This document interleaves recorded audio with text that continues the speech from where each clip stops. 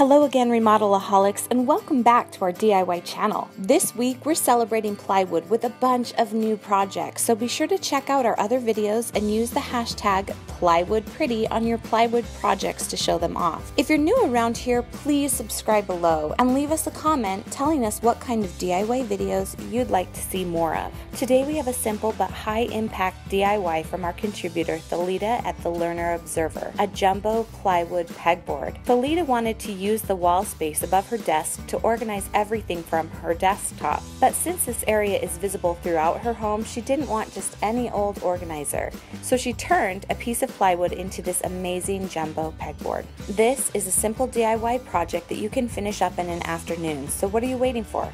Tell us below where you need a giant pegboard like this one. To make your own pegboard, you'll need a piece of plywood, a 3/4 inch dowel, and a drill with a 3/4 inch drill bit. It's easy to get your pegboard cut to the size you want at the hardware store, and you can cut the dowel with an inexpensive miter box and handsaw if you don't have access to a miter saw at home too. To get started, determine where you want to place the holes and pegs for your pegboard and lightly draw a grid on the front of your plywood to mark the spots where you're going to be drilling. Don't worry, you'll sand off the pencil marks later. Thalita placed her holes 6 inches apart and left a 6-inch border on the outside, but you can place the pegs closer together or closer to the edge if you prefer. Next, drill the holes using your 3/4 inch drill bit. Place the center tip on the intersecting line and drill through the plywood at each marked location. Make sure you hold your drill perpendicular to the wood and that it is nice and straight to avoid chipping the plywood. Also, so your pegs will be straight when inserted. Once all the holes are drilled, sand the entire piece lightly with an orbital sander, starting with 80 to 100 grit sandpaper and then moving up to a finer grit such as 150 grit. This will give you a nice smooth surface as well as getting rid of any pencil marks. Now all you have to do is cut your dowel pegs.